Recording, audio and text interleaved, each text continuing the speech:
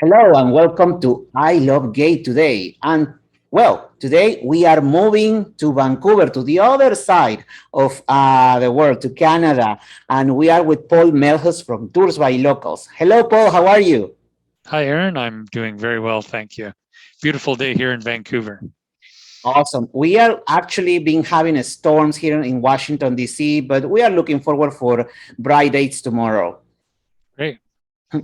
But tell me, people want to know, what is Tours by Locals? Well, our mission is private tours everywhere people travel. And so we've got a network of independent private tour guides around the world. I think it's about 169 countries, I'm going to say right now, approximately 4,500 guides. And through our platform, we connect travelers with this network, and people arrange their private tours. And we kind of take care of all of the back end stuff, the payment processing and the vetting of the guides and kind of the logistics, customer support, that sort of thing. So through our platform, people can actually, kind of get, well, we like to think of our travelers as people who want to get below the surface of a place. We differentiate between tourists and travelers, and tourists kind of want the place that they go to adapt to them, and travelers are interested in adapting to the place that they go and having a local experience and that sort of thing. So we're definitely for travelers. I know that the company started back in 2009 when you were actually on your own vacations, and you were see the necessity. Can you tell us about that? How everything started? Well, actually, it was even earlier than that. It was 2006 when my partner and I, Dave Vincent, were on a trip to Beijing, and it was our last day. We still hadn't visited the Great Wall, so of course you can't visit Beijing and not do that. So we knew that there were a number of different places where you could go and see the wall. The logical one would be at a place called Battling, and but that's kind of the Disney version of the Great Wall. It's been all fixed up. It has just hordes of people visiting, and so not really too interesting to us. So we hired a driver to take us about 2 hours out of Beijing to a place called Simitai, and that's what we thought was a more authentic version. And indeed, it kind of looks like it was back in the 14th century when it was built. And so as we were walking to get onto the wall, we passed this group of Chinese ladies, and two of them came off after us and started giving us an impromptu tour of the wall. And we learned something about their lives, and they certainly had a lot of interesting stories to tell about how the wall was built, and we quite enjoyed our time with them. But there was always this undercurrent of, why are they doing this? What's going to happen at the end? And indeed, as it was time for us to go to the airport, they brought out all their cards and books and tchotchkes, stuff that we didn't really want, but you kind of feel obligated to purchase. So anyways, I think we spent about $15 with them, but kind of left everybody feeling a little bit less than satisfied. Anyways, on the plane, we started talking about how we could have made this a better experience, both for ourselves and also for them. So that's basically the genesis of Tours by Locals, how to create this platform.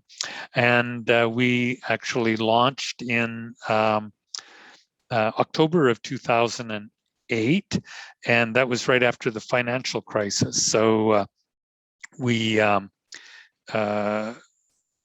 were feeling a little bit apprehensive, but as it turned out, that was a great time to start.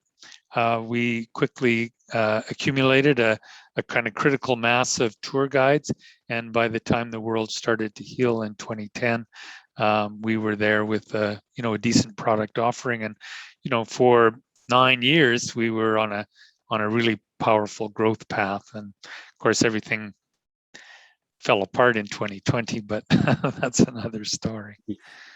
Now, tell me one thing, because over these years, you've been so connected with travelers and traveling, but you were in your office there in Vancouver. There is a place, you know, in your traveler's heart that you want to visit in the world. What will be in the list of Paul for the future? Oh, Mhm. well, and this is not just because it's you, Aaron, but I do really want to go to Peru. I want to see Machu Picchu for sure, and so that would be um, that's a very important place for me to visit. I mean, there's so many of them. I sometimes think that I should decide to retire and then just go around the world being a kind of ambassador for Tours by Locals. But definitely Peru is one of the top Okay. ones on my list. And Okay, what will be the second one in that case? I don't want to be of, I feel honored that you mentioned Peru, but what will be in that case the second? okay, well then I still haven't been to Egypt, and I'm really interested in history and especially things that go back so many thousands of years, and I really want to see Egypt and Cairo, Aswan, and Abu Simbel, all of those historic places. Actually, it'd be a great time to go right now because there's not that many travelers out and about. So tourism is still down quite considerably. So if you have the wherewithal to travel, now's a great time to go. Now, let me tell you one thing, and this is the quiz that I give to all my Canadian friends, because there are a couple things that we have similarity between Peru and Canada, and one of them is the flag. The flag looks almost the same. It's red, white, and red, like the Right. Peruvian Okay. flag. And then there is one more thing that I enjoy pretty much when I was in Vancouver, which is poutine.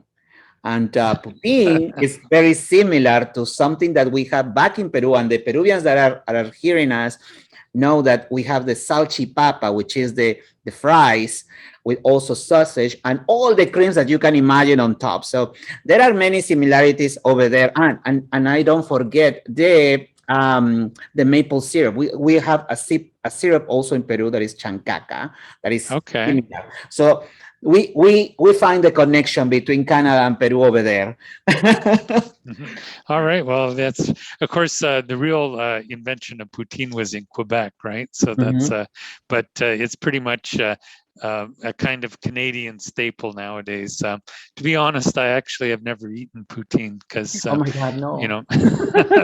But you will I, have to eat salchipapa when you come to Peru. oh, sure, okay, and then might as well give me a fork to stab my heart. It sounds like doesn't sound like the healthiest food on the It is planet. So. the most healthiest, the thing that all the doctors will tell you following to an hour of cardio, of course. Oh yeah, right.